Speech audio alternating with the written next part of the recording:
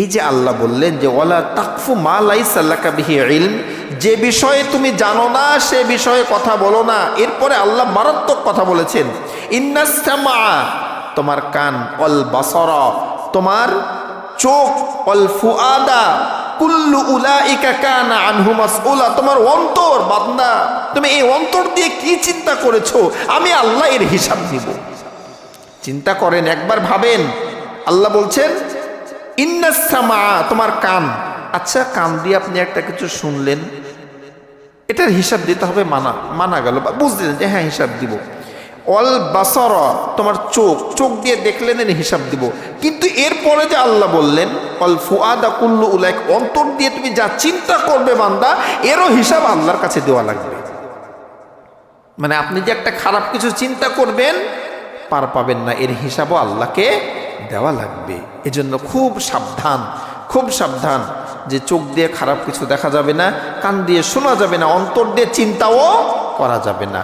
আর যেটা জানি না সেই বিষয়ে কিছু বলবো না, চুপ, আমি জানি না ভাই, যারা জানে তাদেরকে জিজ্ঞেস করেন। আল্লাহ আমাদেরকে বুঝার তৌফিক দান করুন, আমিন। আলহামদুলিল্লাহ, আল্লাহ রাব্বুল আলামিনের দরবারে শুকরিয়া যে আল্লাহর অশেষ মেহেরবানিতে রজব মাসের 27 তারিখ আমাদের সাপ্তাহিক ধারাবাহিক তাফসির প্রোগ্রামে আমাদের কিছু মানুষকে আল্লাহ কোরআন সুন্নাহ থেকে আলোচনা করার, শোনার সুযোগ দান করলেন।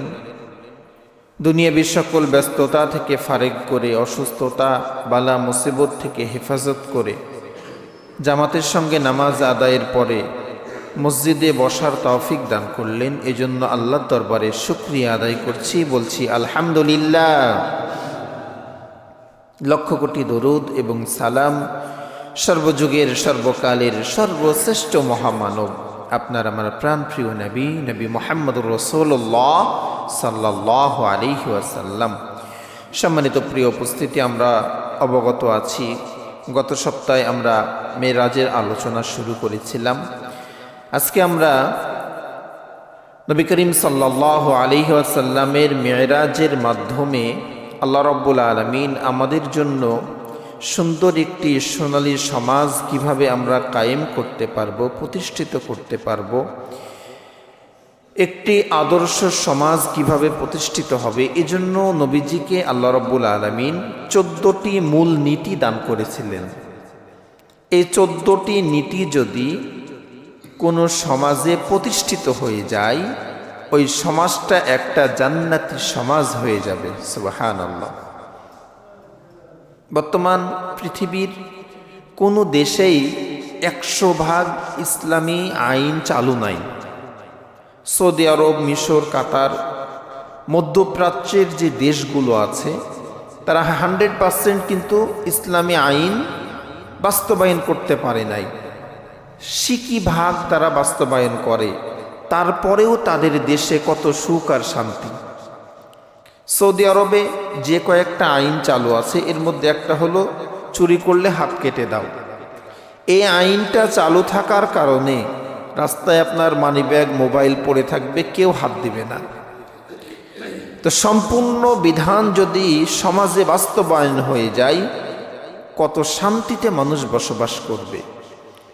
বর্তমান পৃথিবীর প্রত্যেকটি রাষ্ট্রের যারা প্রধান আছেন বা যারা নেতা আছেন, তারা কি বলেন যে সমাজে শান্তি চায়, শান্তি প্রতিষ্ঠিত করতে চায়, শান্তির বাগধারা সকলের মুখে, কিন্তু কাঙ্ক্ষিত মানের শান্তি কোথাও প্রতিষ্ঠিত নাই। এর কারণ হলো সমাজের বুকে, দেশে, এই পৃথিবীতে কোরআন বাস্তবায়ন নাই, কোরআন জারি নাই। কোরআনের আইন যদি জারি হয়ে যায়, মানুষের কোনো আইন আর লাগবে না। কেননা কোরআন গড অফ লাইফ, মানুষের জীবনের জন্য পূর্ণাঙ্গ জীবন ব্যবস্থা। মানুষের জীবনের এমন কোনো সাইড নাই যে সাইড নিয়ে আল্লাহ কোরআনে কথা বলেন নাই। পরিপূর্ণ আল্লাহ কথা বলেছেন। আপনার কি দরকার, কোন সাইডে দরকার, সব বিষয় আল্লাহ আলোচনা করেছেন। কিন্তু আমাদের ব্যর্থতা কোথায়, যে এই কোরআনের বিধানটা আমরা সমাজে চালু করতে পারছি না। তো এই 14টি মূল নীতি, মূল ধারা যদি আমাদের সমাজে বাস্তবায়ন হয়ে যায়, তাহলে সমাজ থেকে হানাহানি, মারামারি, কাটাকাটি, খুন, রাহাজানি কিছুই সমাজে থাকবে না, সব দূরভূত হয়ে যাবে। তো আল্লাহর দরবারে দোয়া করি, আর আমাদের যতটুকু চেষ্টা আছে চেষ্টা করি, বিশেষ করে আমাদের দেশের যে অবস্থা বর্তমানে, আমরা যদি একবার ইসলামিক কোনো দলকে আমাদের দেশের প্রধান বানাতে পারি, আশা করা যায় আগেকার মতো মানুষ যে কষ্টে ছিল বা যেই অন্যায় দুর্নীতি যা হয়েছে, আশা করা যায় ইনশাআল্লাহ এগুলো আর হবে না। আপনারা কি বলেন? আশা করা যায় ইনশাআল্লাহ এগুলো হবে না। কেননা ইসলামিক রাষ্ট্র, ইসলামিক দল, তারা চাইবে আল্লাহর বিধান সমাজে চালু থাক। এই কারণেই আশা করা যায় যে ইনশাআল্লাহ এই দেশে যদি ইসলামিক রাষ্ট্র আসে, তাহলে মানুষ সুখে থাকবে, শান্তিতে থাকবে। আল্লাহ আমাদেরকে সে তৌফিক দান করুন, বলছি আমিন। আমাদের মূল যে টপিকস, মূল যে বিষয়, এই বিষয়টি আল্লাহ রাব্বুল আলামিন পবিত্র কোরআনুল কারীমের 17 নম্বর সূরা বানী ইসরাঈলের 23 নম্বর আয়াত থেকে ধারাবাহিক আলোচনা করেছেন। 1 নম্বর যে দফা, এই দফাটি হলো আল্লাহ রাব্বুল আলামিন বলছেন পবিত্র কোরআনুল কারীমের 17 নম্বর সূরা 23 নম্বর আয়াত, ওয়াকাযা রাব্বুকা আল্লা তা'বুদু ইল্লা ইয়্যা, তোমার রবের পক্ষ থেকে চূড়ান্ত সিদ্ধান্ত যে তোমরা কেবলমাত্র আমারই ইবাদত করবে। এটা আল্লাহর সিদ্ধান্ত, আল্লাহ মানুষকে জানিয়ে দিয়েছেন যে তোমার রবের পক্ষ থেকে এটা চূড়ান্ত সিদ্ধান্ত যে তোমরা কেবলমাত্র আমারই ইবাদত করবে। আমরা যে আল্লাহর ইবাদত করব, আল্লাহ যে আমাদের কাছ থেকে ইবাদত চাচ্ছেন, আচ্ছা বলেন তো, এই ইবাদত চাওয়াটা এটা কি আল্লাহর অধিকার না? না আল্লাহ আমাদের উপরে জুলুম করে চাচ্ছেন? আল্লাহ কি এর প্রাপ্য না? এটার অধিকার আল্লাহ রাখেন না? অবশ্যই রাখেন। কেন রাখবেন না? আল্লাহ রাব্বুল আলামিন আমাদেরকে পৃথিবীতে পাঠিয়েছেন আশরাফুল মাখলুকাত, সৃষ্টির শ্রেষ্ঠ জীব হিসাবে। শুধু পাঠিয়েই শেষ করেন নাই, আমাদের প্রয়োজনীয় যা কিছু আল্লাহ সব আমাদেরকে দিয়েছেন। মানুষের জন্য, মুসলমানের জন্য সবচেয়ে বড় নিয়ামতের নাম হলো মুসলমানের ঘরে জন্মগ্রহণ করা। এটা অনেক বড় নিয়ামত। আল্লাহ চাইলে ইহুদি, নাসারা, খ্রিস্টান, মুচি, ডোম, চামারের ঘরেও আমাদেরকে জন্ম দিতে পারতেন। আমার নামের সঙ্গে মুচির নাম যুক্ত থাকতে পারত, হিন্দুর নাম, খ্রিস্টানের নাম যুক্ত থাকতে পারত, কিন্তু আল্লাহ দয়া করে, মায়া করে আমাদেরকে মুসলমান হিসাবে দুনিয়াতে প্রেরণ করেছেন। এই নিয়ামতের শুকরিয়া আদায় যদি সারা জীবন করেন, শুকরিয়া আদায় হবে না। তো আল্লাহ তো চাইতেই পারেন যে তার গোলামেরা তার ইবাদত করবে, কিন্তু আমাদের মধ্যে অনেক মানুষ আছে, অনেক মুসলমানও আছে যারা আল্লাহর ইবাদত বাদ দিয়ে অন্য শক্তির সামনে তার মাথাকে নত করে। মাজারে যে, বিভিন্ন ক্ষমতার কাছে, রাজনৈতিক নেতাদের কাছে যে তার মস্তককে নত করে। আপনি যখন আপনার মস্তককে আল্লাহ ব্যতীত অন্য কারো সামনে নত করবেন, আল্লাহর সঙ্গে শিরক করে বসবেন। আরে মেরাজের তোহফা হিসাবে, উপহার হিসাবে আল্লাহ যা দিয়েছিলেন নবীজিকে, এর মধ্যে একটা তোহফা ছিল, হাদিয়া ছিল। আল্লাহ ওয়াদা করেছেন নবীজিকে যে আপনার উম্মতেরা যদি শিরক না করে, শিরকের গুনাহ ব্যতীত যত গুনাহ করবে আমি আল্লাহ সব গুনাহ মাফ করে দিব। সুবহানাল্লাহ। তাহলে আমাদের এই শিরকের গুনাহ থেকে বেঁচে থাকতে হবে, একমাত্র আল্লাহকেই রব বলে মানতে হবে, আল্লাহকেই রব বলে স্বীকার করতে হবে ইনশাআল্লাহ। আর কেন মানবেন না? আল্লাহ ছাড়া তো ভাই মুসলমানের কেউ নাই।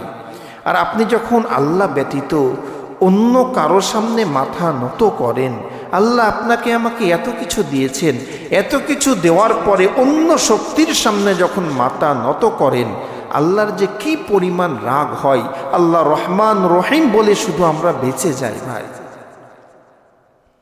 উদাহরণ দিই, আপনি একটা দোকানের কর্মচারী, ওই দোকানে চাকরি করেন, ওই দোকানের পাশের আর একটা দোকান, দুই দোকানেই একই পণ্য রাখা আছে, এক কোয়ালিটিরই মাল আছে। তা আপনি যদি আপনার দোকানের মালকে খারাপ বলে পার্শ্ববর্তী দোকানের মালকে ভালো বলেন, তা আপনার মালিক মনে হয় আপনাকে খুব আদর করবে, রাখবে না, ক্ষিপ্ত হবে না যে তুই আমার কর্মচারী, আমার গুণগান গাইবে কিনা, তুই আমার পাশের দোকানের মালের গুণগান গাচ্ছিস। তো একটা দোকানের কর্মচারী হওয়ার কারণে যদি তার গুণগান আপনি না গান, সে যদি ক্ষিপ্ত হয় যে আল্লাহ সাতবক আসমান জমিন বানালেন, আপনার আমার জন্য প্রয়োজনীয় সব কিছু দিলেন, ওই আল্লাহর গুণগান বাদ দিয়ে যদি অন্য কারো গুণগান গান, ওই আল্লাহর কি পরিমাণ রাগ হতে পারে। তাহলে এক নাম্বার, আল্লাহর যে নিয়ম দিলেন আমাদেরকে একটা সোনালী সমাজের জন্য, সেটা হলো কি আল্লাহর ইবাদত করতে হবে।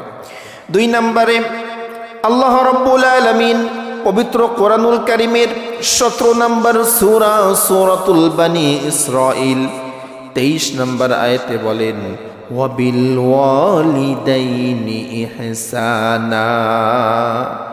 ওহে আমার গোলামেরা, তোমরা আমার ইবাদতের পরে কেবলমাত্র শুধুমাত্র আমার ইবাদত করবে, আর আমার ইবাদতের পরে তোমার পিতা মাতার প্রতি ইহসান করবে। এই পিতা মাতার মধ্যে যদি 2 জন জীবিত থাকে, 2 জনেরই সেবা করবে, ভালোবাসবে। এই 2 জনের একজন যদি মৃত্যুবরণ করে, যে জীবিত থাকবে তার সেবা যত্ন করবে, তার সঙ্গে সুন্দর ভাষায় কথা বলবে, সে যেন শব্দটিও না করে। আর তোমার পিতা মাতা যখন মৃত্যুবরণ করবে, আমি আল্লাহর দরবারে হাত তুলে দোয়া করবে, রব্বি রহামহুমা কামা রব্বায়ানি সগীরা। হে আমার রব, হে আমার মালিক, আমার পিতা মাতা যেইভাবে শৈশবে যখন আমার কেউ ছিল না, বলার ভাষা ছিল না, আমার পিতা মাতা যেইভাবে আমাকে আদর দিয়ে ভালোবাসা দিয়ে লালন পালন করেছে, আমার পিতা মাতাকে তুমিও তোমার রহমতের কোলে লালন পালন করো। আল্লাহর 2 নম্বর আদেশ। এখানে একটা জিনিস লক্ষ্য করেন, একটি আয়াতের মধ্যে আল্লাহ 2টি আদেশ করেছেন। প্রথম আদেশ কি, যে কেবলমাত্র আমারই ইবাদত করো, আর 2 নম্বর আদেশ তোমার পিতা মাতার প্রতি ইহসান করো। একটি আয়াতেই 2টি আদেশ করেছেন। পবিত্র কোরআনুল কারীম যিনারা পড়েন, তাফসির যিনারা পড়েন, খেয়াল করে দেখবেন আল্লাহ যেখানেই তার আদেশ মানার কথা বলেছেন, পাশাপাশি মা বাবার সেবা করার কথা বলেছেন। সুবহানাল্লাহ। তো মা বাবা এটা অনেক বড় সম্পদ একটি সন্তানের জন্য। আমাদের যাদের মা বাবা জীবিত আছে, আমরা অনেকেই বুঝি না এটা কত দামি জিনিস। নবীজি বলছেন, হুমা জান্নাতুকা ওয়া নারুক, তোমার পিতা মাতা তোমার জন্য জান্নাত, তোমার পিতা মাতাই তোমার জন্য জাহান্নাম। এজন্য যাদের বাবা মা জীবিত আছে, দুনিয়ার কোনো শক্তির কাছে যেয়েন না। বিপদে পড়েছেন, বালা মুসিবতে পড়েছেন, এমন বিপদে পড়েছেন আপাতত দৃষ্টিতে মনে হচ্ছে বাঁচার মতো কোনো রাস্তা নাই, মার পায়ের কাছে যান, বাবার কাছে যান, দোয়া চান। মা বাবার দোয়া আর আল্লাহর আরশের মধ্যে কোনো পর্দা থাকে না, সঙ্গে সঙ্গে কবুল হয়ে যায়, সঙ্গে সঙ্গে কবুল হয়ে যায়। পক্ষান্তরে ওই মা বাবা যদি কোনো সন্তানের জন্য বদদোয়া করে, বদদোয়াও কবুল হয়ে যায়। এজন্য যিনাদের মা বাবা জীবিত আছেন, মা বাবার সেবা করবেন, মা বাবার কাছে দোয়া নেবেন। আপনি যদি হায়াত চান, রিজিক চান, তাহলে মা বাবার খেদমত করবেন, সেবা করবেন, হাসি মুখে কথা বলবেন। মার দিকে হাসি মুখে যদি কথা বলেন, একটু তাকান, একটা কবুল হজের সওয়াব আল্লাহ দান করে দেন। সুবহানাল্লাহ। লাখ লাখ টাকা খরচ করে হজ করতে যাচ্ছেন, এই হজ কবুল হবে কিনা এর গ্যারান্টি নাই, কিন্তু মার মুখের দিকে একটু মায়ার দৃষ্টিতে তাকালে একটা কবুল হজের সওয়াব আল্লাহ দান করে দেন। তাহলে আমাদের যাদের মা বাবা জীবিত আছে, অবশ্যই ইনশাআল্লাহ আমরা মা বাবার সেবা করব। আর যাদের মা বাবা চলে গিয়েছে, তারাই বুঝে এই মা বাবা কত বড় নিয়ামত ছিল, কত বড় নিয়ামত ছিল এই মা বাবা। একটা বাবা সন্তানকে প্রতিষ্ঠিত করার জন্য কত কষ্টই না করে, কত কষ্টই না করে। আমরা যারা এখন বর্তমানে কর্মঠ আছি, কাজ করছি, সন্তানের জন্য, সন্তানদেরকে ভালো রাখার জন্য চেষ্টা করছি, আপনি নিজের দিকে তাকান না যে আপনি আপনার সন্তানের জন্য কত কষ্ট করছেন। তো আপনার বাবাও তো আপনার জন্য এই কষ্টটাই করেছে। আমরা যারা বাবা আছি, আমরা কি কখনো চাই যে আমি যে অভাবে বড় হয়েছি, আমার পড়াশোনাতে যে কমতিটা ছিল, এটা যেন আমার সন্তানদের না হয়? এজন্য আপনি অক্লান্ত পরিশ্রম করছেন, তাদেরকে যেন একটু ভালো রাখতে পারেন, একটু ভালো খাবার, ভালো পোশাক, ভালো বাসস্থান, ভালো স্কুলে পড়াতে পারেন, এজন্য আপনি চেষ্টা করছেন। তো আপনার বাবাও তো আপনার জন্য এগুলা করেছে।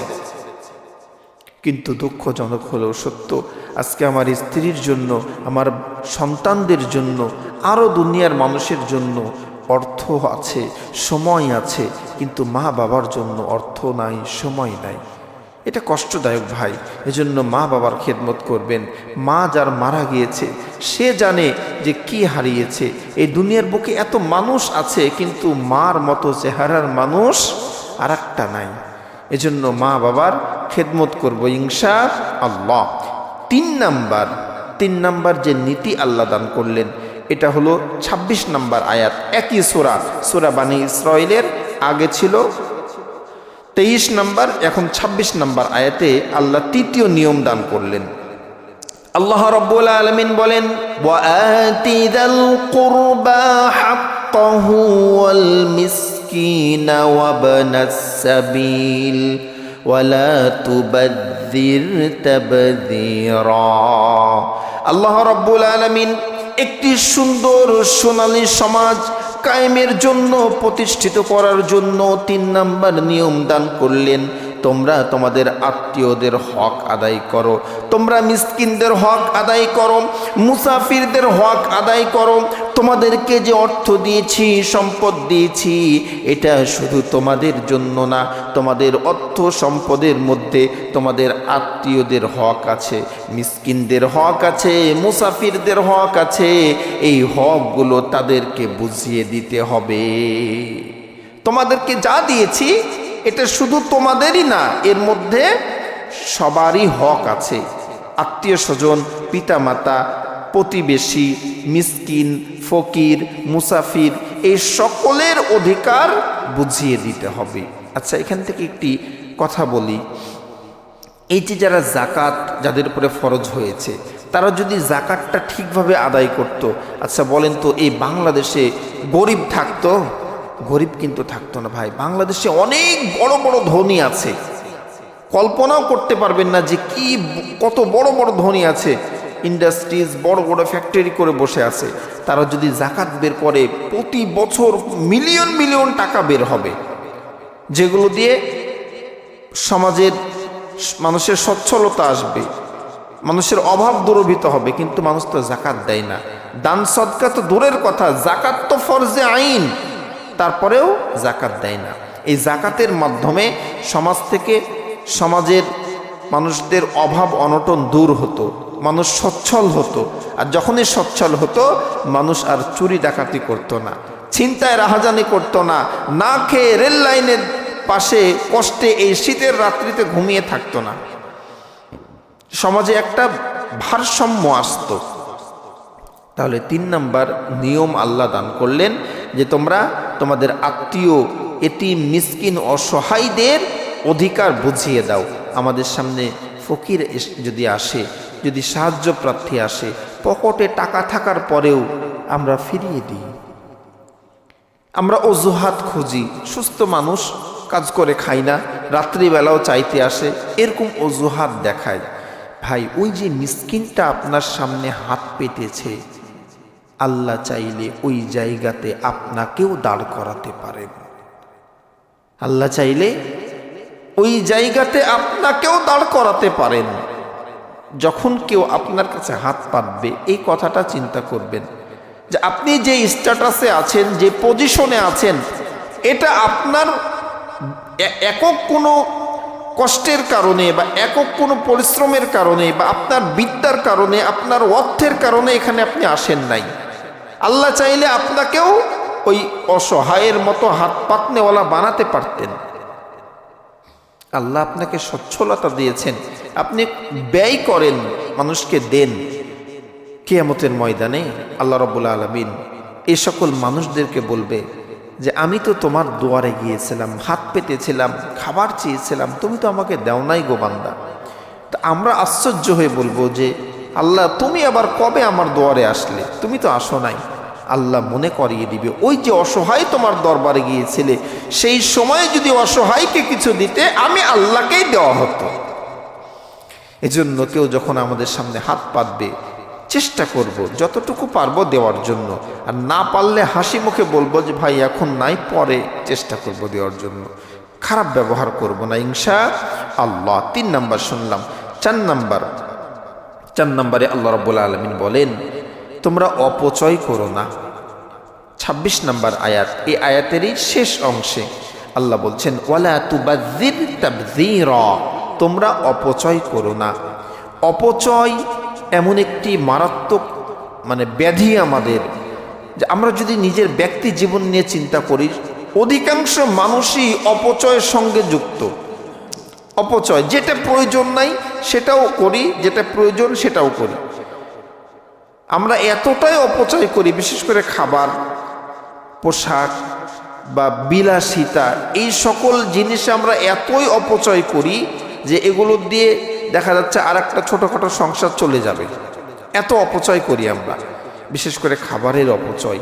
কত মানুষ আজকে না খেয়ে রাত্রি যাপন করছে, দিন যাপন করছে, কিন্তু আমরা অনেকেই খাবার নষ্ট করি। খাবার নষ্ট করব না। আমরা যদি খাবার খেতে না পারি, এই যে অবলা জানোয়ারগুলো আছে, এই যে শীতের রাত্রিতে এই যে কুকুরের বাচ্চা হয়েছে, এই কুকুরকেও যদি আপনি খেতে দেন, এটা আল্লাহর একটা সৃষ্টি, এটা আল্লাহর একটা সৃষ্টি। আপনি যদি ওই কুকুরকেও খেতে দেন, এই কুকুরকে খেতে দেওয়ার জন্য আল্লাহ আপনাকে মাফ করতে পারেন। একটা ঘটনা আছে এরকম, যে একটা মেয়ে অবৈধ কাজ করে, তো ওই কাজ থেকে সে বাড়ির দিকে ফিরছে, তো সে দেখছে যে একটা কুকুর ছানা কুয়ার পাশে পানির জন্য জিহ্বা বের করে দিয়েছে, মৃত্যু শয্যায়। ওই মেয়েটার খুব মায়া হয়েছে, কষ্ট লেগেছে, তো ওনার ওড়নাটা ওই কূপের মধ্যে ডুবিয়ে একটু পানি তুলে কুকুরের মুখে দিয়েছে। আল্লাহ এত খুশি হয়েছেন, এত খুশি হয়েছেন ওই নারীর প্রতি, আল্লাহ ওই নারীকে চাইলে জান্নাত দিয়ে দিতে পারেন। এজন্য এই অবলা জানোয়ারদের প্রতি আমরা খেয়াল রাখবো, খাবার নষ্ট করব না। এই অবলা জানোয়ারদেরকে যদি দিই, তারা যদি দোয়া করে, তাদের দোয়া আল্লাহ ফেরত দিবেন না। তাহলে আমরা শুনলাম যে ওয়ালা তুবাযযির তাবযীরা, 4 নাম্বার, অপচয় করা যাবে না। এই আয়াতের পরে আল্লাহ অপচয়কারীদের সম্পর্কে বলছেন, উদাহরণ দিয়েছেন আল্লাহ। আল্লাহ রাব্বুল আলামিন বলেন ইন্নাল মুবাযযিরিনা কানু ইখওয়ানাশ শায়াতিন, নিশ্চয়ই অপচয়কারী শয়তানের ভাই। ওয়াকানাশ শাইতানু লিরাব্বিহি কাফুরা, আর শয়তান তার রবের প্রতি বড়ই অকৃতজ্ঞ। শয়তান তার রবের প্রতি অকৃতজ্ঞ, আর যারা অপচয় করে তারা কি? শয়তানের ভাই। এখন যদি আপনি শয়তানের ভাই হতে চান তো অপচয় করবেন। আল্লাহ আমাদেরকে বুঝার তৌফিক দান করুন, বলছি আমিন। 4 নম্বর পয়েন্ট গেল। 5 নাম্বার পয়েন্ট সম্পর্কে আল্লাহ বলছেন ওয়ালা তাজআল ইয়াদাকা মাগলুলাতান ইলা উনুকিকা ওয়ালা তাবসুতহা কুল্লাল বাসতি ফাতাকউদা মালুমান মাহসুরা। আল্লাহ আগে বললেন যে তোমরা অপচয় করো না, এখন আল্লাহ কি বলছেন দেখেন, তোমাদের হাতকে কাঁধের সঙ্গে আবদ্ধ করে দিও না। আগে আল্লাহ বললেন যে অপচয় করো না, পরের নীতিতে আল্লাহ বলছেন 5 নম্বর নিয়মে তোমাদের হাতকে কাঁধের সঙ্গে আবদ্ধ করে দিও না, আর একবারে ছেড়েও দিও না, মধ্যম পন্থা অবলম্বন করো। সুবহানাল্লাহ। আল্লাহ আদেশ করে দিলেন অপচয় করো না, হাতকে একেবারে ছেড়েও দিও না, আবার কাঁধের সঙ্গে বেঁধেও রেখো না, কৃপণ হইও না। তাহলে কি হতে হবে? মধ্যম পন্থা অবলম্বন করো, আয় বুঝে ব্যয় করো। এমন না যে আয় 200 টাকা আর খরচ 300 টাকা, তখন আবার 100 টাকা ধার করা লাগবে। এজন্য কি করতে হবে? আয় বুঝে ব্যয় করতে হবে, মধ্যম পন্থা অবলম্বন করতে হবে। 6 নম্বরে আল্লাহ রাব্বুল আলামিন সূরাতুল বানি ইসরাঈলের 30 নম্বর আয়াতে বলছেন, ইন্না রাব্বাকা ইয়াবসুতুর রিজকা লিমান ইয়াশাউ ওয়া ইয়াকদির ইন্নাহু কানা বিইবাদিহি খাবীরাম বাসীরা। আল্লাহ রাব্বুল আলামিন বলেন, রিজিক প্রশস্ত এবং সীমিত এই সব কিছুই আমার হাতে। আমি আল্লাহ যাকে চাই তার রিজিককে প্রশস্ত করে দিই, যাকে চাই তার রিজিককে আমি সংকুচিত করে দিই, কমিয়ে দিই। এই সব কিছুর আমার হাতে। আমি আল্লাহ যাকে খুশি অনেক রিজিক দান করি, যাকে খুশি তাকে আমি অল্প রিজিক দান করি। এই রিজিকের বিষয়টা আল্লাহ বললেন যে এই রিজিকটা আমি প্রশস্ত করি, আমি বাড়িয়ে দিই, আবার আমি কমিয়ে দিই। এখানে একটা লজিক বা একটা পয়েন্ট, আমরা যারা বৃত্তবান আছি বা মধ্যবিত্ত আছি, অনেক সময় মনে হয় যে এই মানুষটা এত গরিব, এর যদি অনেক টাকা থাকতো তাহলে সে সচ্ছলভাবে চলতো, হয়তো বা কষ্টের কাজ করা লাগতো না, রিক্সা চালানো লাগতো না, কষ্ট করে যে মানুষ যে লেবারের কাজ করে, 4তলা 5তলা বিল্ডিংয়ের পরে 10টা 12টা 15টা করে ইট বয়ে, এগুলো দেখে কষ্ট লাগে না? তো বিশেষ করে আমার মনে হয় যে আল্লাহ যদি তাদেরকেও সচ্ছলতা দিত, তারাও যদি বড় বড় অফিসার হতো, এসি রুমে বসে টাকা ইনকাম করতো, তো কতই ভালো হতো। এটা আমার চিন্তা, কিন্তু আমার চিন্তা আর আল্লাহর চিন্তা তো এক না। আল্লাহ এই সিস্টেমটাকে, এই পৃথিবীটাকে এমন করে সাজিয়েছেন, আল্লাহর সিস্টেমের বাইরেই যখন আমরা কাজ করব তখনই অশান্তি আসবে। আচ্ছা বলেন তো, সবাই যদি এসি রুমে বসে চাকরি করে তো ছোট কাজগুলো কে করবে? ইট কে বইবে? খড়ি কে ফাড়বে? কিছু না হলেও যারা মেথর আছে বা মুচি আছে, এই মানুষগুলো যদি না থাকে তাহলে আপনার আমার স্যান্ডেল কে সেলাই করবে আর বাথরুমে গিয়ে পরিষ্কার করবে? এটা আল্লাহর একটা সুন্নাত, আল্লাহর সিস্টেম। এই পৃথিবীর বুকে একেবারে হাই ক্লাস থেকে শুরু করে একেবারে নিচ পর্যন্ত যত শ্রেণীর মানুষের দরকার, আল্লাহ ওইভাবে এই পৃথিবীর নাজ নিয়ামত তৈরি করেছেন। আমরা যদি কৃত্রিমভাবে চাই যে কাউকে ধনী করে দিব, এটা ঠিক হবে না। একটা গল্প উপন্যাসে দেখেছিলাম যে এরকম একটা দিল দরিয়া বাদশা ছিল, যার অনেক দয়া। তো উনি চিন্তা করলেন যে আমার রাজ্যে কোনো গরিব থাকবে না। তো টাকা ছাপা মেশিনে অনেক টাকা ছাপিয়ে প্রত্যেকটি নাগরিককে একটা অ্যামাউন্ট, ধরেন যে 10 লাখ টাকা করে সবাইকে দিয়ে দিল। কেউ গরিব নাই, সবার হাতে টাকা। এর কারণ কি? কেউ যেন কষ্টে না থাকে। এই দেওয়ার কিছুদিন পরে দেখা যাচ্ছে যে বাড়ির ময়লাগুলো বাড়িতেই পড়ে আছে, বাথরুমের ম্যানহোল ভর্তি হয়ে ময়লা জমে আছে। রিক্সা চালাবে, রিক্সাতে কোথাও যাবে, রিক্সা চালক নাই, দর্জি নাই কাপড় সেলাই করার জন্য, মুচি নাই জুতা সেলাই করার জন্য, এরপরে সেলুনে যাচ্ছে চুল কাটবে, নাপিত নাই। আর এসব গেল কোথায়? খোঁজ নিয়ে দেখছে যে সবার কাছে টাকা, আমি কেন কাজ করব, বসে থেকে খাবো। এজন্য আল্লাহ রাব্বুল আলামিন এই পৃথিবীটাকে এমন করে সাজিয়েছেন যে যেখানে যেটা দরকার আল্লাহ সব দিয়েছেন। সুবহানাল্লাহ। তাহলে 6 নম্বরে শুনলাম যে আল্লাহ রিজিক প্রশস্ত করেন, আল্লাহ এই রিজিককে সীমিত করেন, সংকুচিত করেন। 7 নম্বরে আল্লাহ বলছেন, আল্লাহ রাব্বুল আলামিন সূরাতুল বানি ইসরাঈলের 31 নম্বর আয়াতে বলেন, ওয়ালা তাকতুলু আওলাদাকুম খাশিয়াতা ইমলাক নাহনু নারযুকুহুম ওয়া ইয়্যাকুম ইন্না কাতালাহু কানা মানসুরা। আল্লাহ রাব্বুল আলামিন বলেন, অভাব অনটনের ভয়ে সন্তানদেরকে খেতে দিতে হবে, এই ভয়ে তোমরা তোমাদের সন্তানদেরকে হত্যা করো না। আমি আল্লাহ ওই সন্তানদেরকেও খাওয়াবো, তোমাকেও খাওয়াবো।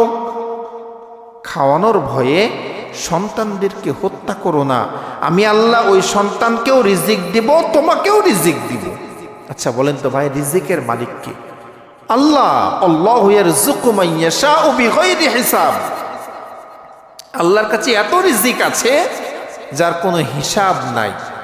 আল্লাহ বলছেন, কুলিল্লাহুম্মা মালিকাল মুলক তুতিল মুলকা মান তাশা ওয়া তানজিউল মুলকা মিম্মান তাশা ওয়া তুইজ্জু মান তাশা ওয়া তুযিল্লু মান তাশা বিয়াদিকাল খায়র ইন্নাকা আলা কুল্লি শাইইন কাদির। আল্লাহ বলছেন যে সাতবক আসমান জমিনের মালিক আল্লাহ, আমি আল্লাহই মালিক। আমি যাকে খুশি সম্মান দান করি, যাকে খুশি লাঞ্ছিত করি, যাকে খুশি বেহিসাব রিজিক দিই, যাকে খুশি তার কাছ থেকে ছিনিয়ে নিই। সব কিছুর মালিক আমি আল্লাহ। তাহলে এই যে আল্লাহ বললেন যে খেতে দেওয়ার ভয়ে সন্তান হত্যা করো না, বলবেন হুজুর আমরা তো হত্যা করি না। আমরা অধিকাংশ মানুষই এই অপরাধের অপরাধী। কিভাবে? সন্তান কয়টা বলেন? কয়টা সন্তান? দুইটা, তিনটা।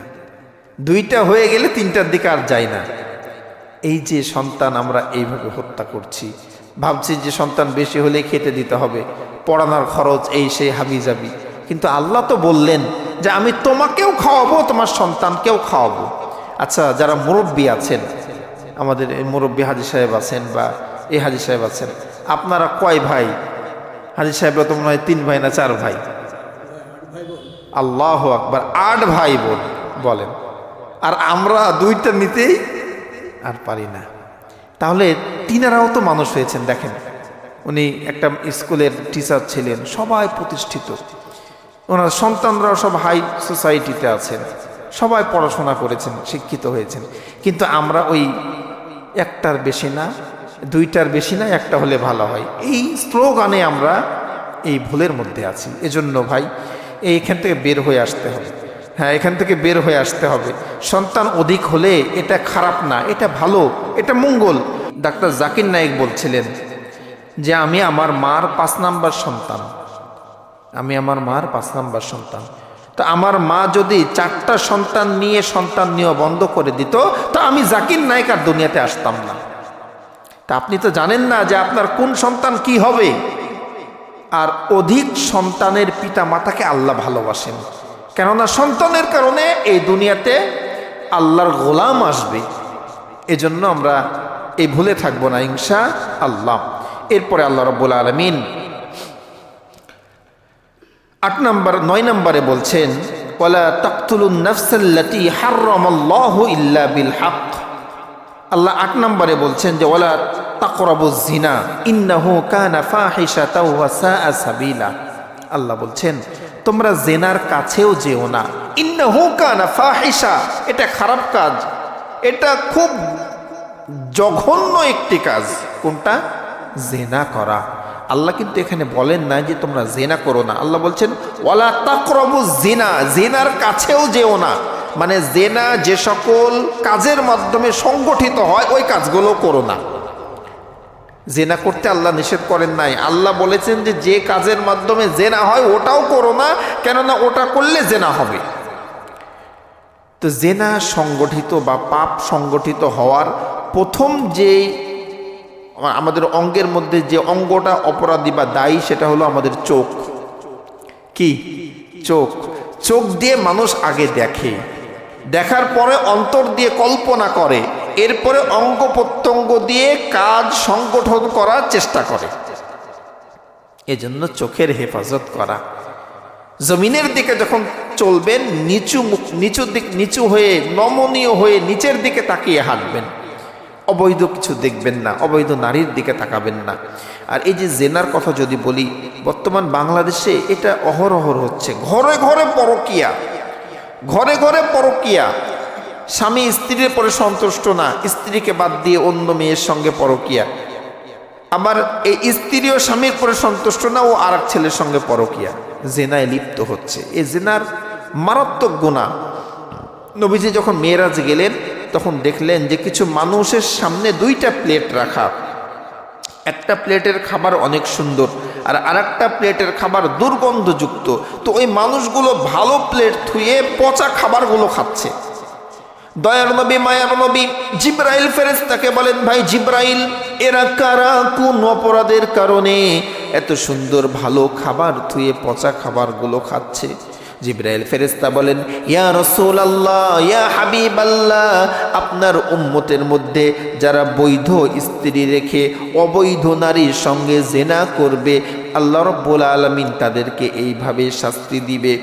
এখানে শেষ নয়, নবীজি আরো দেখছেন একটা বড় আগুনের লাভা, বড় একটি জায়গায় আগুন জ্বলছে, ওই আগুনের মধ্য থেকে মাঝে মাঝে পুরুষরা ওই আগুনের মধ্যে থেকে ভেসে উঠছে, আবার কিছু সময় পরে নারীরা ভেসে উঠছে আগুনের মধ্যে তল থেকে ওপরে ভেসে উঠছে, আবার নিচে নামছে। দয়ার নবী মায়ার নবী জিজ্ঞেস করে, ভাই জিব্রাইল, এরা কোন পাপের জন্য এরকম শাস্তি পাচ্ছে? জিব্রাইল ফেরেশতা বলেন, ইয়া রাসূলুল্লাহ, আপনার উম্মতের মধ্যে যারা জিনা করবে তাদেরকে এইভাবে শাস্তি দেওয়া হবে, এইভাবে শাস্তি দেওয়া হবে। এই জন্য আমরা এই মারাত্মক খারাপ কাজ থেকে বেঁচে থাকবো ইনশাআল্লাহ। 8 নাম্বার গেল। 9 নম্বরে আল্লাহ 33 নম্বর আয়াতে বলছেন, ওয়ালা তাকতুলুন নাফসাল্লাতী হারামাল্লাহু ইল্লা বিল হক। আল্লাহ রাব্বুল আলামিন বলছেন, আর তোমরা কোনো নফসকে হত্যা করো না, কোনো মানুষকে হত্যা করো না। আল্লাহ বলছেন যে আমি আল্লাহ এটাকে হারাম করেছি। অপরাধ যদি কেউ না করে, নির্দোষ কোনো মানুষকে তোমরা হত্যা করো না। এই হত্যার কথা বলতে গেলে গত 16টি বছরে কত মানুষ, নির্দোষ মানুষ যে হত্যা হয়েছে, কত মানুষ গুম হয়েছে, খুন হয়েছে, তারা আল্লাহর কাছে কি হিসাব দিবে ভাই? কি হিসাব দিবে? কত মা বোন স্বামী হারা হয়েছে, সন্তানরা বাবা হারা হয়েছে।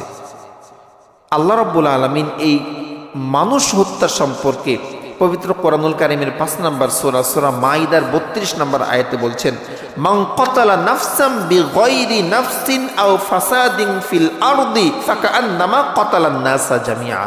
কেউ যদি একটা নিরপরাধ মানুষকে হত্যা করে, সে যেন এই পুরো পৃথিবীর সকল মানুষকে হত্যা করলো, নাউজুবিল্লাহ। আর কেউ যদি একটা নিরপরাধ মানুষ, একটা মানুষের জীবন বাঁচায়, সে যেন পুরো পৃথিবীর মানুষের জীবন বাঁচিয়ে দিল। এজন্য আমরা এই কাজগুলো করব না, আমার দ্বারা কেউ যেন কষ্ট না পায়। হত্যা তো অনেক দূরের কথা। তাহলে আমরা 9 নম্বরে শুনলাম যে কোনো নিরপরাধ মানুষকে হত্যা করা যাবে না। 10 নম্বরে আল্লাহ বলছেন, আল্লাহ রাব্বুল আলামিন পবিত্র কোরআনুল কারীমের 17 নম্বর সূরাতুল বানি ইসরাঈলের 34 নম্বর আয়াতে বলেন, ওয়ালা তাকরাবু মালাল ইয়াতীমি ইল্লা বিল্লাতী হিয়া আহসান। তোমরা এতিমের সম্পদ ভক্ষণ করো না, এতিমের সম্পদ অন্যায়ভাবে ভক্ষণ করো না, অন্যায়ভাবে জোরজবরদস্ত করো না, অন্যায়ভাবে এতিমের সম্পদ ভক্ষণ করো না। এতিম এমন একটি এমন এতিমদের এতই ক্ষমতা, এতই শক্তি যে এতিম নবীজি ছিলেন। এতিম সম্পর্কে সূরা দোহার মধ্যে আল্লাহ বলছেন যে, বন্ধু আমি আপনাকে এতিম বানিয়েছি, আপনি ছিলেন দিশেহারা, আমি আপনাকে দিশা দিয়েছি। আপনি এতিম ছিলেন, আপনাকে সাহারা দিয়েছি। নবীজি এতিম ছিলেন। এতিমদের সম্পর্কে নবীজি বলছেন যে কেউ যদি এতিমের মাথায় হাত বোলায়, একটু আদর করে, আল্লাহর আরশ খুশি হয়ে যায়। আর এই এতিমের সম্পদ অনেক চাচারা মামারা ভক্ষণ করে খায়। শুনলে আশ্চর্য হবেন যে মা বাবা মারা গিয়েছে, নাবালক সন্তান ওই চাচার কাছে মামার কাছে লালিত পালিত হয়, কিন্তু ওই সন্তানের হক বুঝিয়ে দেয় না। একটা ঘটনা, বাস্তব ঘটনা বলি। একটা ছেলে ছোটবেলাতেই মা বাবাকে হারিয়েছেন, মহিষবাথানে ভাড়া থাকেন। কাকনে ওই ছেলের নামে ৭৭ বিঘা সম্পত্তি আছে। তো ওর চাচা ওগুলো দেখাশোনা করে। ছেলে এখন বড় হয়ে গেছে, কলেজে পড়ে। এখন পর্যন্ত ওই ছেলেকে তার সম্পত্তি বুঝিয়ে দেয়নি। শুধু যে বুঝিয়ে দেয়নি তা না, ওই ছেলের বিয়ের বয়স হয়েছে, বিয়েও দেয় না। বিয়ে দিলে পরের বেটি এসে তখন কি করবে? কান ভাঙানি দিবে, তোমার সম্পত্তি বুঝে নাও, আলাদা হয়ে যায়। এই জন্য বিয়েও দিতে চায় না। তো ছেলে যখন বিয়ের জন্য খুবই পীড়াপিড়ি শুরু করেছে, তখন একটা বিয়ে লেগেছে, সম্ভ্রান্ত পরিবারের মেয়ের সঙ্গে বিয়ে লেগেছে। ওই পরিবারের মেয়ের সঙ্গে বিয়ে দিল না। কি করলো? ওই যে চাচি ছিল যে বাড়িতে, চাচির ননদের মেয়ে, ওই মেয়েটা এক সংসার থেকে পালিয়ে এসেছে, সংসার করেনি, ওই মেয়ের সঙ্গে এই ছেলের বিয়ে দিয়েছে। চিন্তা করেন। ছেলেও অসহায়, একটু বোকা সাইজের, চালাক চতুর না। তাহলে বলেন, এই যে চাচা যে আছে এতগুলো সম্পত্তি ভোগ করছে, আর এই ছেলেটার পরে জুলুম করছে, কি অবস্থা হবে? আল্লাহ রাব্বুল আলামিন এতিমের সম্পদ যারা ভোগ করেন তাদেরকে কিভাবে শাস্তি দিবেন নবীজিকে দেখিয়েছেন। নবীজি যখন মেয়েরাজে গেলেন, নবীজি দেখছেন কিছু মানুষ আগুনের দোলা খাচ্ছে, আগুনের দলা খাচ্ছে। ওই আগুনের দলাগুলো পেটে যেয়ে সঙ্গে সঙ্গে পায়খানার রাস্তা দিয়ে বের হয়ে যাচ্ছে। তো নবীজি এটা দেখে খুবই আশ্চর্য হয়ে জিজ্ঞাসা করলেন, ভাই জিব্রাইল, এরা কারা? এইভাবে আগুনের দলা, আগুন কি মানুষ খেতে পারে? আগুনের দলা খাচ্ছে। জিব্রাইল ফেরেশতা বলেন, ইয়া রাসূলুল্লাহ, ইয়া হাবিবাল্লাহ, আপনার উম্মতের মধ্যে যারা এতিমের সম্পদ ভক্ষণ করবে গো নবী, তাদেরকে এইভাবেই শাস্তি দেওয়া হবে। এতিমের সম্পদ ভক্ষণ করা যাবে না। আল্লাহ আমাদেরকে বোঝার তৌফিক দান করুন, বলছে আমিন। 10 নম্বর চলে গেল। 11 নম্বর পয়েন্টে আল্লাহ বলছেন, ওয়াউফু বিল আহাদ ইন্নাল আহাদা কানা মাসউলা। আল্লাহ বলছেন তোমরা অঙ্গীকার পূরণ করো, ওয়াদা পূরণ করো। যে বিষয়ে ওয়াদা করবে, ওয়াদার খিলাফ করবে না, কেননা এই ওয়াদা সম্পর্কে তোমাদেরকে জিজ্ঞাসিত করা হবে, জিজ্ঞেস করা হবে। এজন্য কাউকে যদি কোনো ওয়াদা দেন, এই ওয়াদা পূরণ করবেন। এই ওয়াদার কথা বলতে গেলে আবার অনেক কথা আসে। যারা এই যে ভোটের সময় এখন দেখবেন কি ওয়াদা, ওয়াদার শেষ নাই। বাড়ি দিব, গাড়ি দিব, এই দিব, সুখ দিব, শান্তি দেবো, এত কিছু বলে। পাশ করলে তাদেরকে আর খুঁজেই পাওয়া যায় না। তাদের দুয়ারে যেতে যেতে স্যান্ডেলের তলা ক্ষয় হয়ে যায়, একটা সিগনেচার পাওয়া যায় না। তো এই যে ওয়াদা করে ওয়াদা যদি পূরণ না করে, তা আল্লাহ বলছেন যে এই ওয়াদা সম্পর্কে আমি আল্লাহ জিজ্ঞাসা করব। আর মুনাফিকের আলামত সম্পর্কে 4টি আলামতের কথা নবীজি বলেছেন। 1 নাম্বার, যারা কথা বলবে এই কথাতে মিথ্যা বলবে, তারা মুনাফিক। 2 নাম্বার, ওয়াদা করে ওয়াদা ভঙ্গ করবে, তারা মুনাফিক। 3 নাম্বার, আমানতের খেয়ানত করবে। কাউকে আপনি আমানত শরীফ কিছু কথা বললেন বা কিছু অর্থ রাখলেন, এটার খেয়ানত করবে। আর 4 নাম্বার, মানুষকে কথায় কথায় গালি দিবে। এই 4টি অপরাধ যাদের মধ্যে থাকবে তারা মুনাফিক। আর মুনাফিক কাফেরের চেয়েও খারাপ। ইসলামের জন্য কাফেরেরা যত ক্ষতি না করেছে, এর চেয়ে মুনাফিক বেশি করেছে। আর মুনাফিকের শাস্তিও আল্লাহ বেশি বলেছেন। আল্লাহ বলছেন, ইন্নাল মুনাফিকিনা ফিদ দারকিল আসফালি মিনান নার। মুনাফিকের জায়গা জাহান্নামের অতল তলদেশে, নিচে জায়গা হবে। এজন্য আমরা ওয়াদা যখন করব, ওয়াদা পূরণ করার চেষ্টা করব ইনশাআল্লাহ। এরপরে 12 নম্বরে আল্লাহ বলছেন, ওয়াউফুল কাইলা ইযা কিলতুম ওয়াজিনু বিল কিসতাসিল মুস্তাকিম। যখন তোমরা ওজন করবে, ওজনে কম দিবে না, ওজনটা ঠিক দিবে।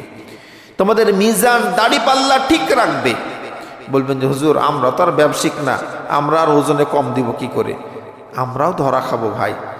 আপনার 5টা সন্তান, কাউকে আপনি ভালোবেসে একেবারে যা ছিল মুছে দিয়ে দিলেন, আর যাকে ভালোবাসেন না তাকে দিলেন না, মাহরুম করলেন। এটা আপনি কি করলেন? ওজনে কম দিলেন। এই অর্থ বন্টনের ব্যাপারে আল্লাহর বিধান হলো, আপনার যা আছে এটা সব আপনার নামেই থাকবে, আপনারই থাকবে। আপনি মৃত্যুবরণ করবেন, আপনার ওয়ারিস যারা আছে কোরআন সুন্নাহ অনুযায়ী তারা ভাগ করে দিবে। নিজের জীবদ্দশায় আল্লাহ অর্থ সম্পত্তি সন্তানদেরকে দিতে নিষেধ করেছেন। আল্লাহ সূরা নিসার মধ্যে বলছেন, এটা তোমার শক্তি, অর্থ সম্পত্তি তোমার ক্ষমতা, তোমার পাওয়ার। এটা যদি তুমি দিয়ে দাও, অসহায় হয়ে যাবে। বাস্তবতা, যারাই সন্তানদেরকে অর্থ সম্পত্তি লিখে দিয়েছে, দেখেন শেষ বয়সে কষ্ট। এজন্য এ ভুল করব না। হ্যাঁ, সন্তানরা একেবারে চলতে পারে না, কোনো কাজ কাম নাই, আপনার অনেক আছে, তাকে আপনি 2 বিঘা দিলেন, 2 লাখ টাকা ব্যবসা করতে দিলেন, ভালো কথা। কিন্তু একজনকে যে 2 লাখ দিলেন, আরও যে 3টা আছে তাদেরকেও দিয়েন। তাহলে কি হবে? ভাই ভাই দ্বন্দ্ব হবে না, ভাই ভাই মনোমালিন্য হবে না, নিজের মধ্যে আন্তরিকতা ঠিক থাকবে। আল্লাহ আমাদেরকে বোঝার তৌফিক দান করুন, বলছি আমিন। 13 নম্বরে আল্লাহ বলছেন, ওয়ালা তাকফু মা লাইসা লাকা বিহি ইলম ইন্নাস সামআ ওয়াল বাসারা ওয়াল ফুআদা কুল্লু উলাইকা কানা আনহু মাসউলা। আল্লাহ রাব্বুল আলামিন এখানে এমন একটা কথা বলেছেন যে অপরাধে আমরা অনেকে অপরাধী। আল্লাহ বলছেন, ওয়ালা তাকফু মা লাইসা লাকা বিহি ইলম, যে বিষয়ে তোমার জ্ঞান নাই, যে বিষয়ে তোমার ধারণা নাই, ওই বিষয়ে আমল করো না, ওই বিষয়ে কাউকে বলতে যেও না। বিশেষ করে দুইটা বিষয়ে মানুষ খুব বেশি কথা বলে, একটা হলো ধর্মের বিষয় আর একটা হলো চিকিৎসার বিষয়। ধর্মের বিষয়ে আপনি চায়ের স্টলে গিয়েছেন, একটা কথা বলবেন, ও জানুক আর না জানুক একটা ফতোয়া দিয়ে দিবে, কথা ঠিক কিনা? ও জানুক আর না জানুক ওটা কথা না, ও ফট করে একটা বলে দিবে। আর একটু পেটে ব্যথা হয়েছে, বললো ভাই পেটে ব্যথা, ও পেটে ব্যথা হয়েছে, জান অ্যালজিন খেয়ে নেন গা। কিন্তু আপনার পেটে ব্যথা তো কেন হলো ও তো জানে না। তো এই যে আল্লাহ বললেন যে ওয়ালা তাকফু মা লাইসা লাকা বিহি ইলম, যে বিষয়ে তুমি জানো না সে বিষয়ে কথা বলো না। এরপরে আল্লাহ মারাত্মক কথা বলেছেন, ইন্নাস সামা, তোমার কান, অল বাসারা, তোমার চোখ, অল ফুআদা, কুল্লু উলাইকা কানা আনহু মাসউলা, তোমার অন্তর বান্দা, তুমি এই অন্তর দিয়ে কি চিন্তা করেছো, আমি আল্লাহ এর হিসাব নিব। চিন্তা করেন, একবার ভাবেন। আল্লাহ বলছেন ইন্নাস সামা, তোমার কান।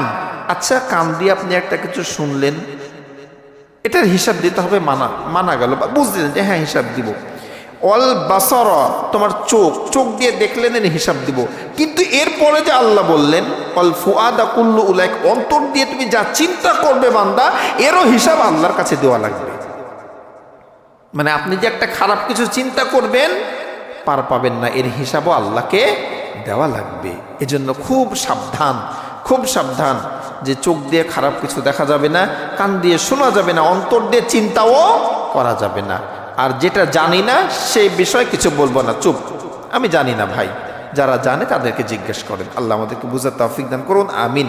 সর্বশেষ 14 নম্বর আল্লাহ বলছেন ওয়ালা তামশি ফিল আরদি মারহা ইন্নাকা লান তাখরিকাল আরদা ওয়া লান তাবলুগাল জিবালা তুলা। আল্লাহ এখানে বলছেন আর তোমরা অহংকার করে জমিনে চলো না। অহংকার করে কি করবে বান্দা?